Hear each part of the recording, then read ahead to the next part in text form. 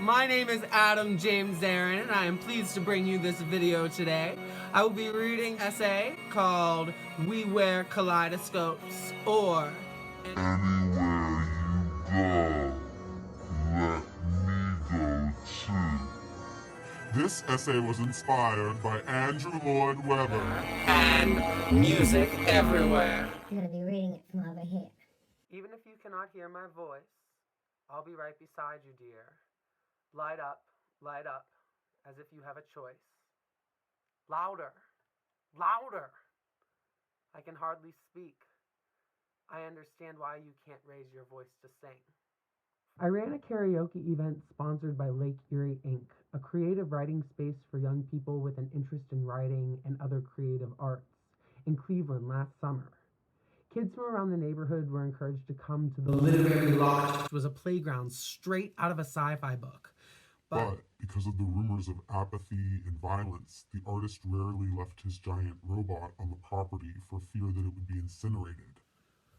So the kids never really got the promise of the premise when it came to the lot, which turns out to be a reoccurring theme in the majority of their narrative paradigms. Where they could grab the microphone, tell a joke, or sing a song. Kids would rap. Groups of students would perform choreography. Some kids would try their skill set at stand-up comedy. In these instances, I witnessed young people with whom I worked with for 2 years, like butterflies, become empowered by using their voices while the adults around them in the fenced-in area stood shocked as these kids of the neighborhood used their mouths and bodies to express their beautiful, burning hearts. They would flutter, and my heart would swell. At one of the events, there were these two brothers who proved total hams. They must have been 7 and 5. For the entire evening they were present, and for the duration of that hot summer night, they controlled the music, the microphone, and the stage. It's an upcoming MC's dream. It's a social justice eureka. We played Marshmallow and jumped up and down on the freshly built wooden stage. One brother told jokes, and the audience was in stitches. There were 5 adults fully present, and sure, they were family. No matter. The younger brother built up his confidence using the microphone and speaking publicly as he shared stories from his experience.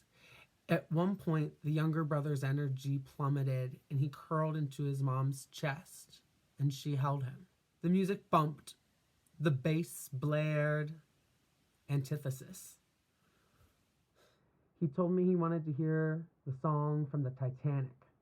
I thought to myself, kid, it's not that kind of party. And also thought it was just a passing fancy. What kid wants to hear a slow love song at a block party? There's only one song with words in that tragic movie. But after he asked more than twice, I can't say no. I played My Heart Will Go On by Celine Dion. The energy in the lot slowed down. The atmosphere came back to orbit. Suddenly, we were all rocking in freezing water without any life jacket, frying under the blazing sun. As the music began and the first few notes boomed from my borrowed Bluetooth speaker, this young boy's energy perked up, and he reached his little hand out for the big microphone. I can't deny kids speaking opportunities. He held on to the technology as his mom's body swayed with the instruments. We heard, every night in my dreams, I see you, I feel you. And people had their hands on their chests with their fingers tapping. Mommy, he said quietly, with his voice still booming. Why did all those people have to die? And his mom, obviously taken aback on a multitude of levels, sort of laughed and held him tighter. There was a pause until she said, they didn't have enough lifeboats, honey. But why? He immediately retorted a little louder with a whine into the amplification device. Oh, honey, I don't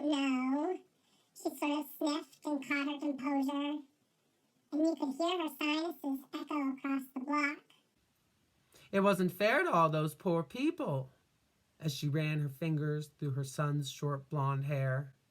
It wasn't fair, he said a few times as he rocked and swayed to the music like a self-actualized cuckoo clock. It wasn't fair. And all while Celine kept singing and everyone in the lot moved from side to side with a slight breeze in sync with the music on that hot summer day. Near, far, wherever you are. His grandmother put her hands up to the sun and closed her eyes.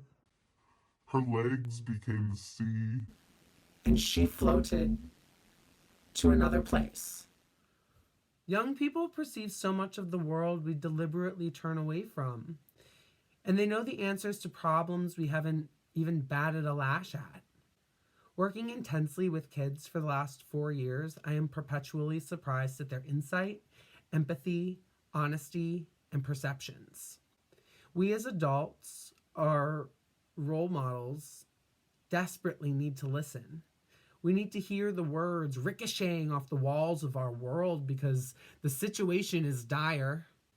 Don't you know and see that everything is on fire? Physically and epistemically. I facilitated this magic in Cleveland. In Slavic Village, specifically. This is the very same neighborhood a former student was murdered in a hit and run. Friends, family, and members of the community gathered together by the looming, tattered telephone pole where he took his last breaths. Alone. And Ms. Leonard was brave enough to sing in front of the crowd of crying people. His name is David, and he had just graduated 8th grade. No one would have set fire to that robot. No one would have touched it.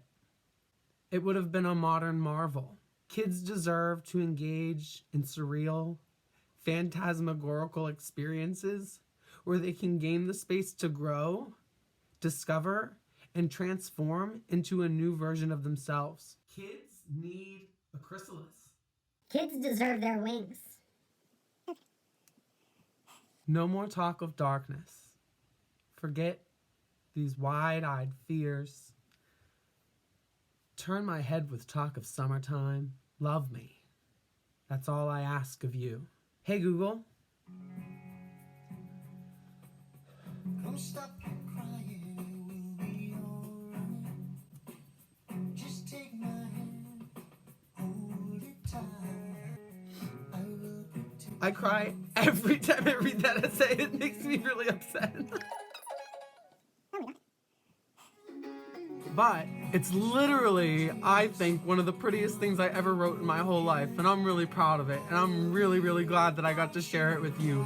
So thank you so much for watching. It means the world to me.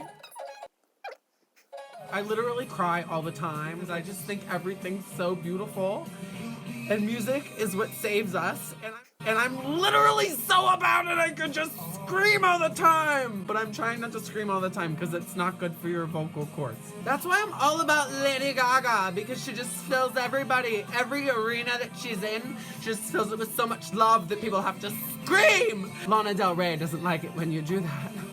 Neither do her fans. I write all about that in another essay.